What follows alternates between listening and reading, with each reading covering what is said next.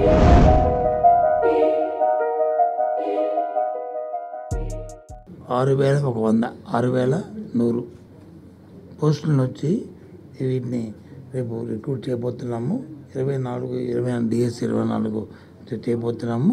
అది 12వ తారీఖు నుంచి ఈ ప్రాసెస్ వచ్చి స్టార్ట్ అవుతుంది. నెల 12వ తారీఖు నుంచి ప్రాసెస్ స్టార్ట్ అయ్యి మార్చి 7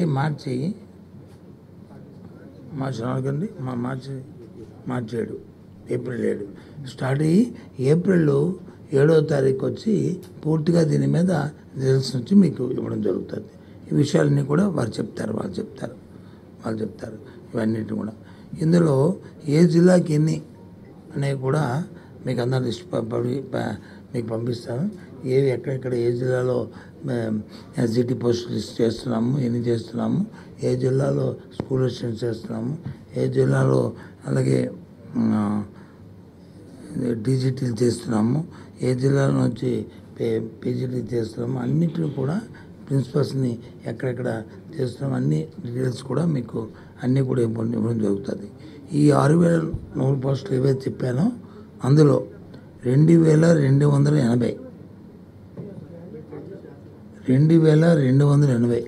ఇది ఇస్తాను మీకు. మళ్ళీ ఇది ఇస్తాను మీకు. 80 పోస్టులు వచ్చి ఎస్జిటి, ఎస్ఏ స్కూల్ అసిస్టెంట్లు వచ్చి 2,299,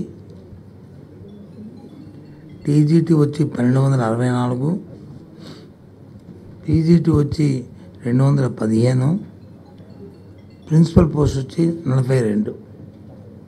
మొత్తం కలిసి అన్నీ కలిపి 6,100 ఇవన్నీ కలిపి టీజీటీ 1,264, పీజీటీ 215, ప్రిన్సిపల్స్ 42, 42 ఇవన్నీ. వీటన్నిటికీ స్కూల్ అసిస్టెంట్స్ 2,299 2299.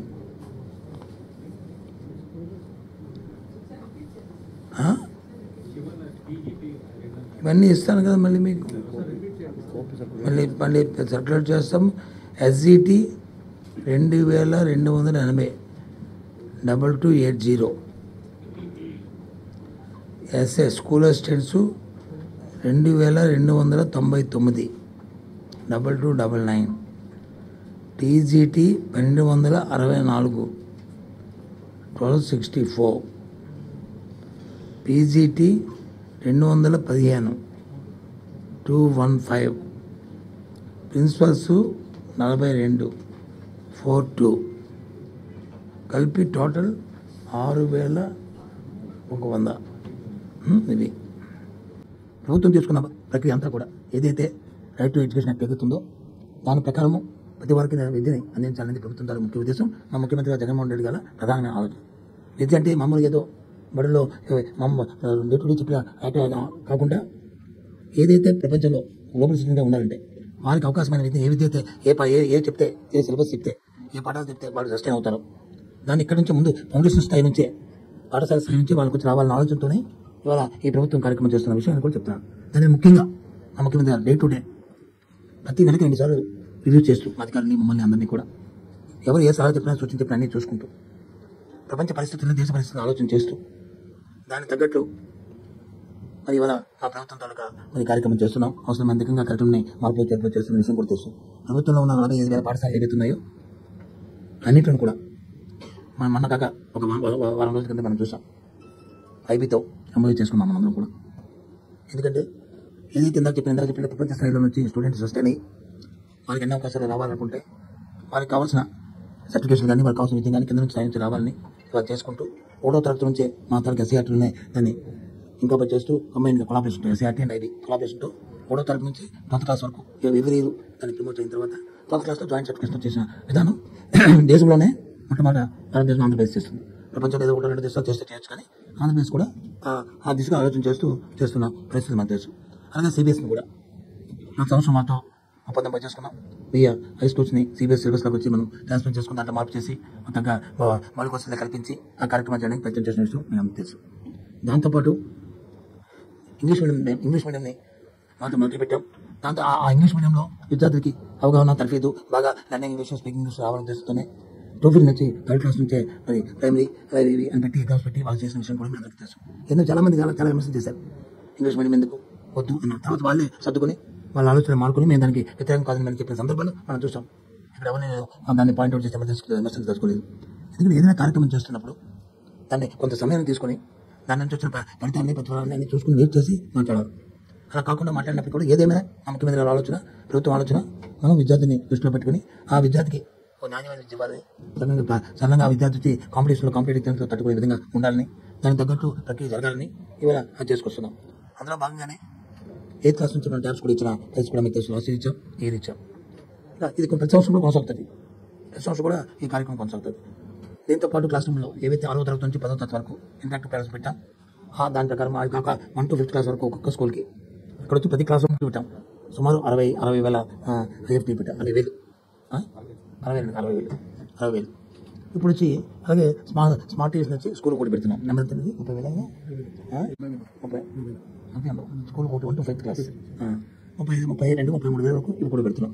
ఇవి కూడా ఎందుకు చెప్తున్నామంటే ఇవన్నీ కూడా ఇది కంప్యూటేషన్ అవుతుంది, అందులో డిజిటల్స్కి పెరుగుతుంది, అందులో ఆన్లైన్ కోర్సెస్ పెరుగుతున్నాయి, అందులో మన పిల్లలు కూడా అందరిలాగా చూసుకోవాలి, అందరిలాగా ఉండాలని కోరుకుంటున్న నేపథ్యంలో ప్రభుత్వం కూడా దాని తగ్గ ప్రోత్సహిస్తూ ప్రభుత్వం కూడా ఆ దిశగా ఆలోచన చేసి చేయాలనే ఆలోచన దృక్పథంతో ఈ కార్యక్రమాలు చేస్తున్నాం.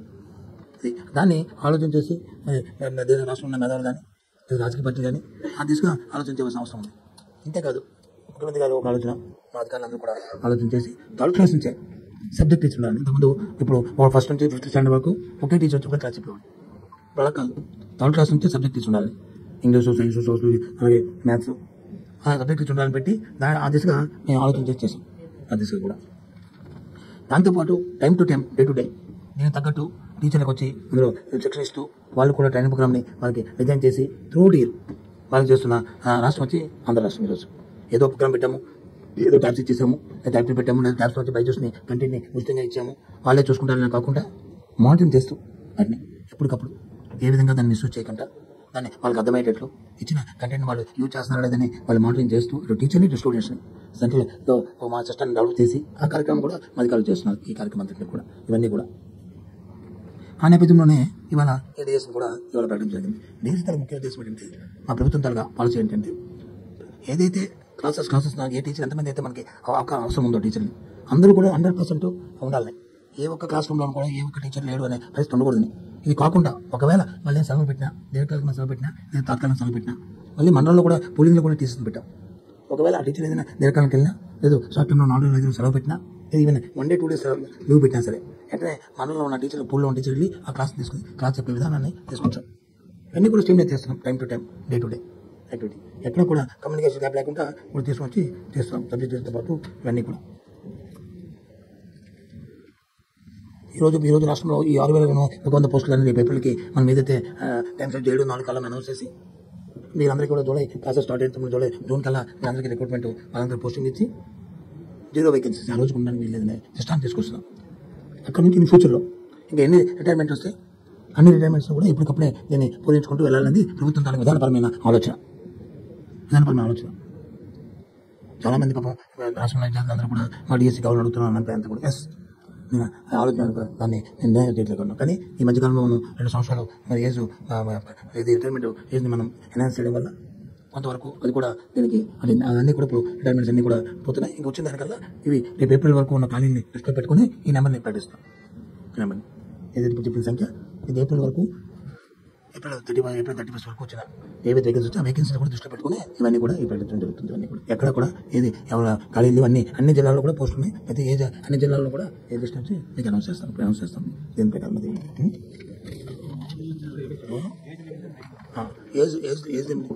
ఏదైతే ఒక వాక్యం చెప్తాను, తర్వాత రెడ్డి గారు వచ్చి ప్రకాశం ఇది ఈ డేట్స్ టైమింగ్ షెడ్యూల్ అంతా అనౌన్స్ చేస్తారు.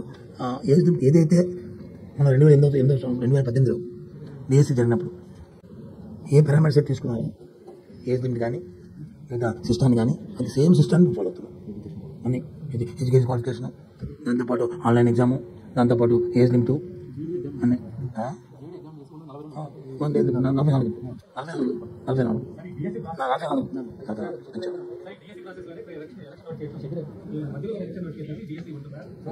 నాకు తెలిసి ఒకసారి ప్రాసెస్ స్టార్ట్ అయిన తర్వాత దానికి ఇబ్బందులు ఉండవు.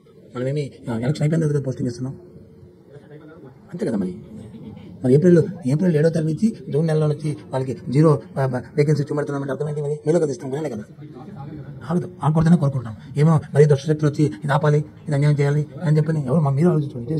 నేను అందుకు ముందు షెడ్యూల్ చెప్తారు. ఇంకేదైనా డౌట్లు ఏమైనా టెక్నికల్గా ఎకనామిక్ దీంతో కానీ ఏమైనా ఇంకా డౌట్స్ ఏమైనా ఉంటే మా కమిషన్ కూడా ఎంటర్ అయిపోతారు. తర్వాత మళ్ళీ మాట్లాడతాం. చెప్పండి sir. Sir 2 schedules sir, 2 schedules ఉన్నాయి సార్. డిఎస్సీ గురించి నేను చెప్తాను సార్, కమిషనర్ టెట్ గురించి చెప్తాను సార్. డిఎస్సీ సార్ నేను చెప్పిన ప్రకారం the process will begin on 12th Monday నుంచి process notifications 12th February Monday నుంచి ప్రాసెస్ మొదలవుతుంది. The first critical date sir దీంట్లో is the last day of paying the fees sir. Last date of paying the fees అంటే 21st వరకు ఉంది.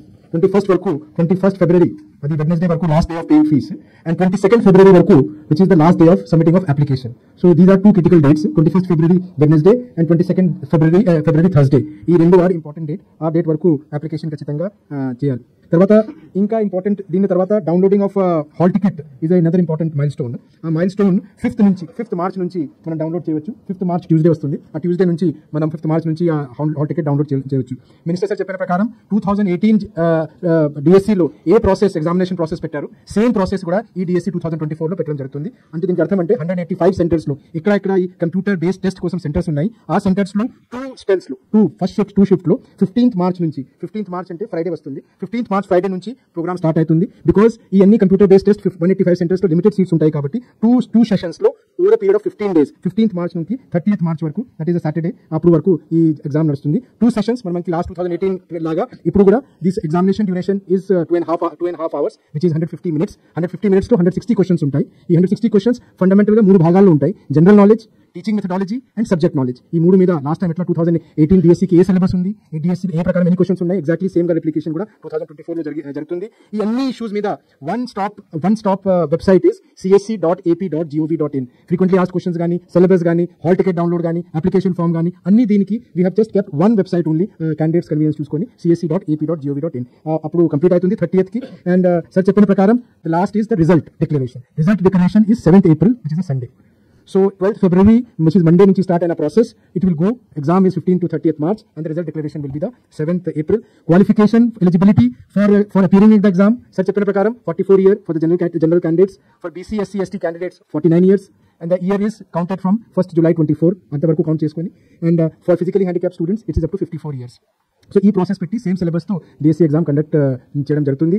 I wish all the students all the best, all the candidates all the best. Exciting time sir చెప్పిన ప్రకారం, exciting time to be part of school education department of Andhra Pradesh. ఎందుకంటే వాళ్ళందరికీ training కూడా మనం ఈసారి వచ్చిన వాళ్ళకి 2018 కాకుండా ఈసారి ఇచ్చిన ట్రైనింగ్ లో 4 అడిషనల్ ఏరియాలో ట్రైనింగ్ ఇస్తాం, సర్టిఫికేట్ కూడా ఇస్తాం ట్రైనింగ్ టైంలో జాయిన్ అయిన తర్వాత. ఒకటి అంటే ఐబీ ఇన్స్పైర్డ్ టీచింగ్ మీద, ఐబీ ఇన్స్పైర్డ్ టీచింగ్ లో సర్టిఫికేట్ ఉంటే దీనికి వచ్చిన లాభం అంటే మనం ఐబీ ప్లాట్ఫామ్ కి మనం భాగం అవుతాం. తద్వారా మనం దేశం కాకుండా ప్రపంచంలో ఉన్న అన్ని దేశాల టీచర్తో ఐబీ టీచర్స్ ఇంటరాక్ట్ చేయొచ్చు. అమెరికన్ టీచర్ ఉండొచ్చు, జాపనీస్ టీచర్ ఉండొచ్చు, కొరియన్ టీచర్ ఉండొచ్చు, డిఫరెంట్ సబ్జెక్ట్స్ లో, పర్టికులర్ గా మనం సైన్స్ కానీ, మ్యాథ్స్ కానీ, ఇంగ్లీష్ లో కానీ ఇలా సబ్జెక్ట్స్ లో ఇవన్నీ ఇంటరాక్షన్ ఉంటుంది. కాబట్టి ఐబీ ఇన్స్పైర్డ్ ట్రైనింగ్ వాళ్ళకి ఇస్తాం. సెకండ్, మనం ఇంజనీరింగ్ కాలేజ్ కి ఇన్వాల్వ్ చేసిన తర్వాత వాళ్ళకి టెక్నాలజీ లెడ్ టీచింగ్ కూడా దీని మీద కూడా ట్రైనింగ్ ఇస్తాం.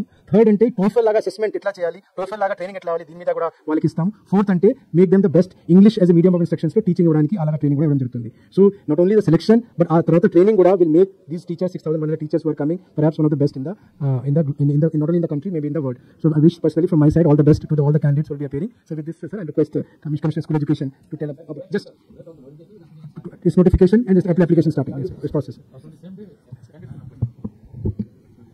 Thank you sir. మీకు అందరికీ తెలుసు, మన భారతదేశంలో టీచర్స్గా అపాయింట్మెంట్ అవ్వాలంటే టీచర్ ఎలిజిబిలిటీ టెస్ట్ క్వాలిఫై అవ్వడం అనేది ఒక ప్రీ కండిషన్గా ఉంటుంది. 2011 నుంచి దేశం మొత్తం కూడా ఈ సిస్టమ్ ఉంది. సో దీనికి అనుగుణంగానే మనకు గత 10 సంవత్సరాలు మన రాష్ట్రంలో జరిగిన ప్రతి ఒక్క డిఎస్సీకి కూడా టెట్ అనేది ఒక ప్రీ రిక్వెస్ట్గా, అంటే టెట్ క్వాలిఫై అయిన వాళ్ళకి మాత్రమే డిఎస్సీ ద్వారా టీచర్గా ఉద్యోగం వస్తుంది. కాబట్టి మనం ఇప్పుడు లాస్ట్ ఇయర్ 2022లో రాష్ట్ర ప్రభుత్వం టెట్ కండక్ట్ చేయడం జరిగింది. అయినప్పటికీ కూడా ఇప్పుడు మళ్ళీ డిఎస్సీ వస్తుంది కాబట్టి చాలా మంది క్యాండిడేట్స్ ఉండే 2022లో టెట్ కండక్ట్ చేసినప్పుడు క్వాలిఫై కాని వాళ్ళు కానీ, లేకపోతే తక్కువ మార్క్తో క్వాలిఫై అయిన వాళ్ళు కానీ, తర్వాత ఈ 1.5 years లో కొత్తగా క్వాలిఫికేషన్ సంపాదించుకున్న వాళ్ళు కానీ రిక్వెస్ట్ చేయడం జరిగింది. మాకు కూడా డిఎస్సీ కంటే ముందు టెట్ కూడా పెడితే బాగుంటుందని. సో ఆ ఒక రిక్వెస్ట్ ని కూడా రాష్ట్ర ప్రభుత్వం అగ్రీ చేస్తూ ఈ డిఎస్సీ కంటే ముందు మేము టెట్ కూడా చేయడం జరుగుతుంది. ఈ టెట్ కి సంబంధించిన నోటిఫికేషన్ February 8వ తేదీ విడుదల చేయడం జరుగుతుంది. ఆ రోజు నుంచి ఈ టెట్కి సంబంధించిన అప్లికేషన్ ఫామ్ ఫిల్ చేయడం కానీ అప్లికేషన్ ఫీ ఆన్లైన్లో పే చేయడం కానీ మొదలవుతుంది. అది సెక్రటరీ గారు డిఎస్సీ గురించి చెప్పినట్టుగా టెట్ షెడ్యూల్ వచ్చేసి 8 నుంచి స్టార్ట్ అవుతుంది. 8 నుంచి 17 వరకు 8th to 17th February payment of fee through the online payment gateway చేయొచ్చు. 8 నుంచి 18 వరకు ఆన్లైన్ అప్లికేషన్ కూడా ఫైల్ చేసుకోవచ్చు. అది కూడా పూర్తిగా ఆన్లైన్లోనే ఉంటుంది. సిమిలర్లీ హాల్ టికెట్ 23 February నుంచి డౌన్లోడ్ చేసుకోవచ్చు. ఎగ్జామినేషన్ షెడ్యూల్ 27 February నుంచి 9 March వరకు 12 రోజులతో పాటు షెడ్యూల్ చేయడం జరుగుతుంది. ఇది కూడా ఇందాక చెప్పినట్టుగానే పూర్తిగా కంప్యూటర్ బేస్డ్ టెస్ట్ ఉంటుంది. CBT అంటాము. ఇది కంప్యూటర్ బేస్డ్ టెస్ట్ అనేది మన రాష్ట్రంలో ఉన్న సెంటర్స్ తో పాటు మన పక్క రాష్ట్రాల్లో ఉన్న హైదరాబాద్, బెంగళూరు, చెన్నై అండ్ ఒడిశా స్టేట్ లో బెరంపూర్ ఈ కేంద్రాల్లో కూడా సెంటర్స్ ఉంటాయి. ఎందుకంటే చాలా మంది మన రాష్ట్రానికి సంబంధించిన క్యాండిడేట్లు అక్కడ నివాసం ఉన్న వాళ్ళు కూడా ఈ ఎగ్జామ్ రాస్తారు. సిమిలర్లీ కొన్ని జిల్లాలో ఉన్న వాళ్ళకి ఈ కేంద్రాలు వాళ్ళకి దగ్గరే అవుతాయి. అంటే వాళ్ళకి జోగ్రఫికల్ దగ్గర ఉంటుంది కాబట్టి గతంలో చేసినట్టుగా మనం చేయడం జరుగుతుంది. ఇది ఈ ఎగ్జామినేషన్ 27 నుంచి 9 వరకు ఉంటుంది. సిమిలర్లీ ఎగ్జామినేషన్ ఫైనల్ రిజల్ట్ వచ్చేసి 14th March అంటే మార్చి 14వ తేదీ విడుదల చేయడం జరుగుతుంది. ఇది టెట్కి సంబంధించిన షెడ్యూల్. సో దీనికి సంబంధించిన నోటిఫికేషన్ కూడా మనం 8th రిలీజ్ చేస్తాము. సో దీనికి సంబంధించిన 2-3 పాయింట్లు కూడా యాడ్ చేస్తాను. ఒకటి, ఈ ఎగ్జామినేషన్ సెంటర్ సెలక్షన్ అనేది పూర్తిగా క్యాండిడేట్ స్వేచ్ఛ, first come first service basis మీద మనకు వాళ్ళు అప్లికేషన్ ఫిల్ చేసిన తర్వాత వాళ్ళకి ఎక్కడెక్కడ సెంటర్లు అవైలబుల్ ఉన్నాయి, అక్కడ ఎన్ని స్లాట్స్ వేకెంట్ ఉన్నాయని సమాచారం ఆన్లైన్లో కనపడతాయి. దాని ఆధారంగా వాళ్ళు ఓప్ చేసుకోవచ్చు నియరెస్ట్ ప్లేసెస్. ఇన్ కేసు ఎవరైనా ఓప్ చేయని పక్షంలో మాత్రమే డిపార్ట్మెంట్ వాళ్ళకి ఆటోమేటిక్గా సిస్టమ్ ద్వారానే నియరెస్ట్ పాసిబుల్ సెంటర్ వాళ్ళకి కేటాయించడం జరుగుతుంది. కాబట్టి మన రిక్వెస్ట్ ఏంటంటే దయచేసి మీరు టైంలోనే మీకు కోరుకున్న సెంటర్, మీకు మీ నివాసానికి దగ్గరగా ఉన్న సెంటర్లు మీరు చేసుకోండి. Same is applicable for DSC also. డిఎస్సీకి కూడా same system. Exam centre allocation అనేది డిపార్ట్మెంట్ బలవంతంగా చేసేది కాదు.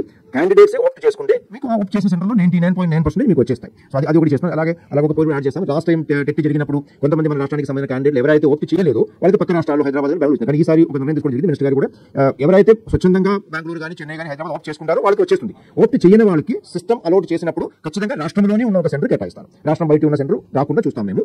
రాష్ట్రంలోనే ఉన్న ఏదో ఒక సెంటర్ ఎక్కడైతే వేకెంట్ అక్కడ చేయడం జరుగుతుంది. సో ఇది దీనికి ఇన్ఫర్మేషన్. సిమిలర్లీ 8th నుంచి కమిషనర్ స్కూల్ ఎడ్యుకేషన్ లో ఒక హెల్ప్ డెస్క్ కూడా ఓపెన్ చేయడం జరుగుతుంది. పొద్దున 10:30 నుంచి 5 గంటల వరకు హెల్ప్ డెస్క్ కూడా పనిచేస్తుంది. అన్ని సమాచారాలు అప్పటికప్పుడు వెబ్సైట్ లోనే మేము పొందుపరచడం జరుగుతుంది. అయినప్పటికీ కూడా ఎవరికైనా డైరెక్ట్ ఈ అప్లికేషన్ ఫిల్ చేసే విషయంలో కానీ లేకపోతే ఫీజు పే చేసే విషయంలో కానీ ఏమైనా సాంకేతికమైన ఇబ్బందులు కానీ ఏమైనా డౌట్ సందేహాలు వస్తే కూడా ఆ హెల్ప్ డెస్క్ లో ఫోన్ చేసి మీకు క్లారిఫికేషన్ ఇవ్వడం కూడా జరుగుతుంది. Thank you.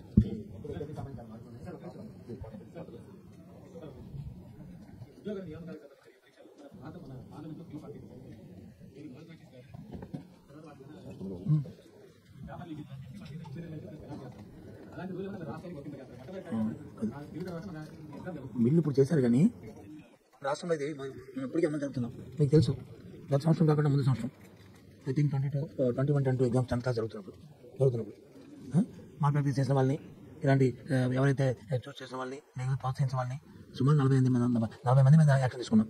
వాళ్ళ మీద మా సర్వీస్ నుంచి సస్పెండ్ చేస్తాం. బయట వాళ్ళైతే వాళ్ళు అరెస్ట్ చేస్తాం, వీళ్ళు కూడా అరెస్ట్ చేయించాం. చట్టానికి అనుగుణంగా చేస్తాం. మన రాష్ట్రం ఇప్పటికీ చట్టం ఉంది. ఎగ్జామ్ సంబంధించి మార్కెట్ జాబ్ చేస్తాం. వాళ్ళ మీద కఠినంగా శిక్షించే చట్టం అంతా మన రాష్ట్రంలో ఉంది. ఇప్పుడు కేంద్రం వచ్చేసింది. అన్ని రాష్ట్రాలు దాన్ని అమలు జరగాలని ఖచ్చితంగా జరగాలి. కానీ మన రాష్ట్రం ఇప్పటికే చేసింది.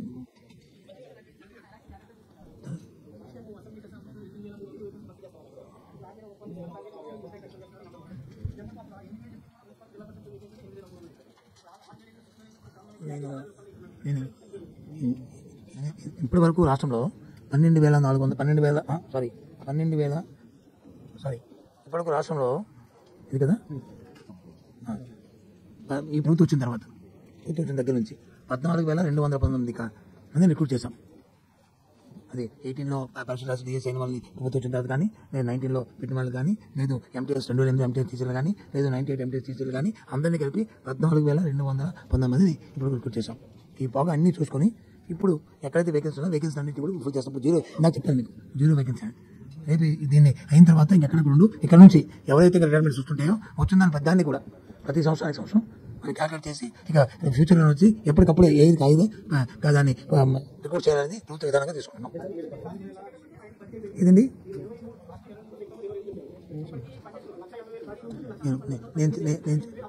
నేను చెప్పినప్పుడు ఇంకా అవ్వలేదు. మీరు నేను 14,000 చెప్పాను. అప్పుడు చెప్పింది 12,000 చెప్పాను. మీరు రికార్డ్ చూసుకోండి. మీరు రికార్డ్ చూడడానికి చెప్తే నేను చెప్తాను. ఒక పని చేద్దాం. ఇప్పుడు మీరు నేను ఇక్కడ డిబేట్ కాదు. నేను చెప్పింది ప్రభుత్వం అధికారం, ఆ రోజు చెప్పింది ఈ రోజు చెప్పింది నేను ఒకటే. మీరు ఎన్ని మాటలు చెప్పినా నేను చెప్పేది ఒకటే. ఆ రోజు చెప్పినా ఈ రోజు చెప్పినా. ఆ రోజు చెప్పింది వచ్చి అప్పుడు 12,000 ఏమని చెప్పాను. ఆ తర్వాత మళ్ళీ 2,000 వచ్చి తప్పలుగా నియమించడం జరిగింది. ఇప్పుడు మొత్తం టోటల్ కలిసి 14,219 మందిని రిక్రూట్ చేశాము. ఇప్పుడు ఖాళీలు ఉన్నవి 6,000 కొన్ని ఉన్నాయి. ఈ 6,000 ఏవైతే ఉన్నాయో వాటన్నింటినీ ఇప్పుడు రిక్రూట్ చేస్తాము. వీళ్ళందరినీ కూడా ఏదైతే ఏప్రిల్ నెలలో 7వ తారీఖు కల్లా వీళ్ళకి రిజల్ట్ అనౌన్స్ చేస్తాము. ప్రాసెస్ బిగిన్ అవుతున్న జూన్ నెల కల్లా వీరికి పోస్టింగ్ కార్డ్స్ ఇస్తాము. అక్కడ నుంచి ఏ సంవత్సరం ఎన్ని ఖాళీలు వస్తే అన్ని ఖాళీని సంవత్సరాలుగా ఎప్పటికప్పటికే పూర్తి చేయడానికి, ఎందుకంటే ఖాళీలు ఏమి ఉండకూడదు. ఉద్యోగుల గురించి కాదు, ఉద్యోగుల తెలియ గురించి మనం అన్ని కూడా దేని గురించి ఎవరు దృష్టి పెట్టుకుని చేస్తున్నాము, విద్యార్థులు దృష్టి పెట్టుకుని చేస్తున్నాం, విద్యార్థులతో వికాసాన్ని దృష్టి పెట్టుకుని చేస్తున్నాం. వాళ్ళకి ఖాళీ అనేది ఉండకూడదు కాబట్టి వాళ్ళకి ఆ నేపథ్యంలోనే నేను ఫ్యూచర్లో చేస్తాం. ఏది కడుదిట్టమైన నిర్ణయం తీసుకుంటాం. దానికి పారామీటర్స్ ఉన్నాయి, పూర్వం ఎక్స్పీరియన్సెస్ ఉన్నాయి, అవన్నింటి పెట్టుకుంటాం. ఇంకా పకడ్బందీగా చేస్తాం. ఎక్కడ కూడా జరగకుండా మీకు ఈ ప్రభుత్వం వచ్చిన తర్వాత ఎక్కడ ఇలాంటివి గత 3-4 సంవత్సరాలు ఎక్కడ మీకు ఎక్కడ ఇలాంటివి చెప్పండి. ఎట్లా చేసాము తక్కువ టెన్త్ కానీ ఇంటర్మీడియట్ కానీ ఎక్కడ ఏ ఎగ్జామ్స్ సరే ఈ జరిగాయి. ప్రభుత్వం ఆసక్తి వహించింది, చూసి చూడండి వదిలింది, లేకపోతే ఎంకరేజ్ చేసింది. గత ప్రభుత్వం లాగా ఈ మాల్ ప్రాక్టీస్ అని ఎక్కడ ఉన్నాయి చెప్పండి? ఎక్కడ లేవు కదా. మాకు కావాల్సింది పర్సెంటేజ్ ఆఫ్ నెంబర్ పెరగడం కాదు, ఎంత పర్సెంటేజ్ పాస్ అవ్వడం కాదు. ఎగ్జామ్ అనేది పరీక్ష, పైన పరీక్ష అనేది అది స్ట్రిక్ట్గా న్యాయబద్ధంగా అందరూ ఈక్వల్ వినిపించేట్లు ఉండాలి. అంతే ఏదండి వాట్సాప్ ఫార్మాట్ ఏంటంటే ఇవి మంత్రి నో ఇగో మీరు పబ్లిక్ ఎగ్జామ్ని ఈ ఎగ్జామ్ని మీరు బట్టి ఏదో సామెత చెప్పినట్టు వచ్చి ఆ గాడికి ఈ నాడికి కడతాంటే కదా నీ ఈనాడు పేపర్ నాకు తెలుసు. కానీ నువ్వు ఏం చేస్తామంటే కొద్దిగా శాంటిటీ ఏదైనా ప్రశ్న అడిగితే ఆ ప్రశ్నకి ఒక శాంటిటీ ఉండాలి, దానికి వచ్చి ఏదైనా ఒక బ్యాక్గ్రౌండ్ ఉండాలి. దీనికి చెప్తే పబ్లిక్ ఎగ్జామ్ గురించి చెప్తాను. పబ్లిక్ ఎగ్జామ్ చెప్తే నువ్వు చెప్తుంటే దానికేమి అది కాదు కదా. ప్రమోషన్స్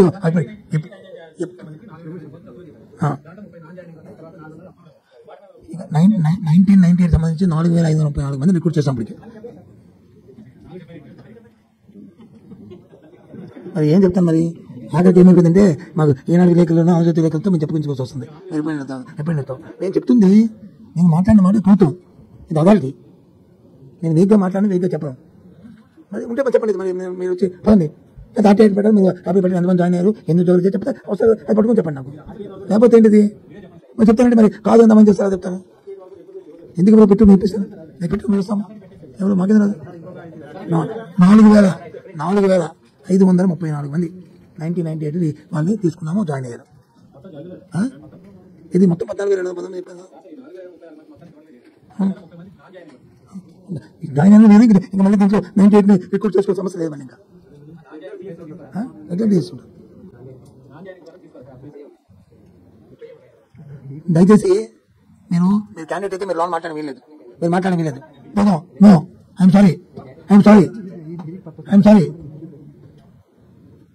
ఇది నాన్ జాయినింగ్ అయినా ఏదైనా పిలిచినప్పుడు టైం బౌండ్ ఉన్నప్పుడు ఇప్పుడు ఇందాక మా ప్రిన్సిపల్ గారు మీరు చెప్పారు ఏమని 12వ తేదీ నుంచి పిలుస్తాము, 21వ తేదీ వరకు పేమెంట్ ఫీజు కట్టాలన్నారు. 23 వచ్చి కడతానని చెప్పుకున్నామా చెప్పండి? 23 నుంచి కడతాను చెప్పుకున్నా చెప్పండి, ఇస్తారా టైము? అలాగే టైం పెట్టిన టైం బౌండ్ వచ్చి వాళ్ళు బాధ్యత ఎత్తులైతే వచ్చి జాయిన్ అవ్వాలా? వాళ్ళు మేము జాయిన్ అవ్వమని చెప్పింది ఏదో కారణం జ్వరం వచ్చిందో డబ్బులు 1 డే 2 డే అంటే అవుతుంది కాబట్టి సారీ. అదే ఇంకా లేదు, ఈ సెకండ్ ముగిసిపోయినట్లే. అది ఏదండి నెంబర్ అటైన్మెంట్ పోతుంది. నేను ఇప్పుడు ప్రకటించింది ఈ సంవత్సరం ఏప్రిల్ 31వ తారీఖు వరకు అవుతుంది.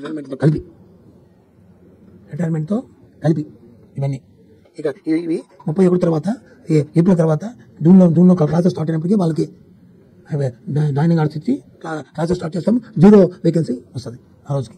ఇంకొకటి ఆలోచన కూడా చేస్తున్నాం. ఎందుకంటే టీచర్స్కి స్టూడెంట్స్కి ఇబ్బంది రాకూడదని. ఎందుకంటే ఎకడమిక్ మనము జూన్లో పెడతాము, మరి జూన్కి అవుతుంది. అందుకే ఒక ఆలోచన చేస్తాము. ఒకవేళ మధ్యలో ఏ టీచర్ అయినా రిటైర్మెంట్ అయితే ఆ ఏదో మరి ఆ జూన్ వరకు క్లాసెస్ మే వరకు జరుగుతాయి కదా, అంత ఏప్రిల్ రోజు అయితే అంతవరకు కంటిన్యూ చేయాలని ఆలోచన కూడా ఉంది. సపోజ్ డిసెంబర్లో రిటైర్మెంట్ అవుతారు, మన గ్యాప్ రాకుండా ఉండడానికి ఏప్రిల్ వరకు కంటిన్యూ చేయడం ఎకడమిక్ రండి మనకు. అది కూడా ఆలోచన చేస్తాం. మా ఆఫీసులో అందరూ కూడా అది కూడా ఎగ్జామ్ చేసి ప్రభుత్వంలో నిర్ణయం తీసుకుని ముఖ్యమంత్రి గారు క్యాబినెట్లో నిర్ణయం తీసుకున్న ఆలోచన మాకుంది.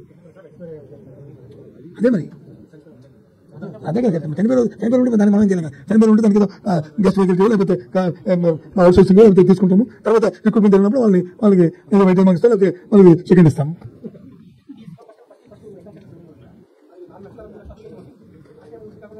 అవును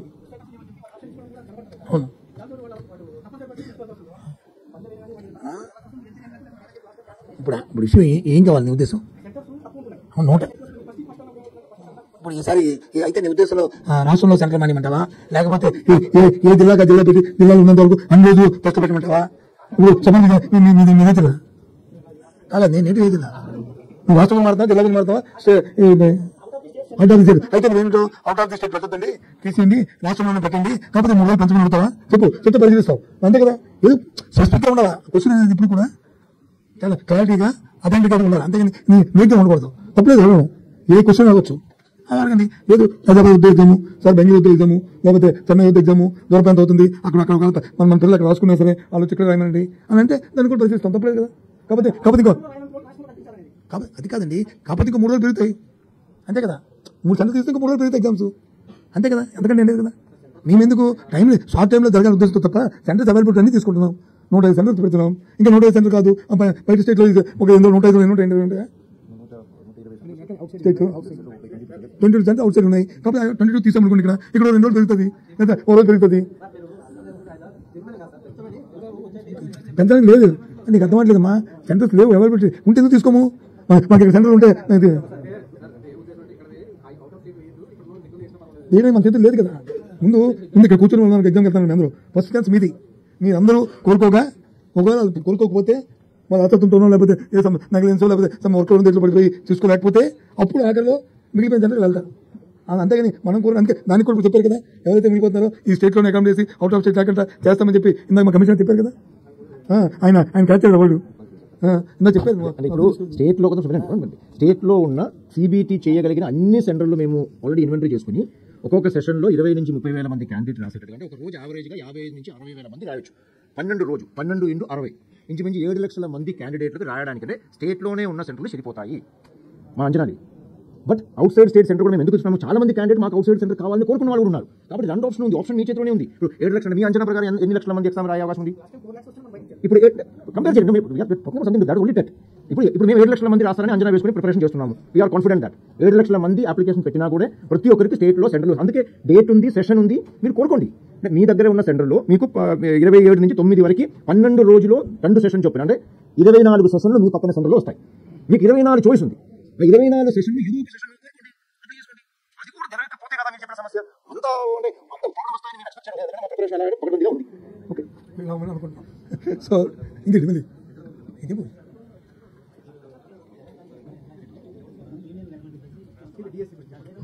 ఇప్పుడు ట్రాన్స్ఫర్స్ అన్ని తర్వాత మాకు డిఎస్సీ వచ్చింది ట్రాన్స్ఫర్స్ అన్ని బాగోదు అదేం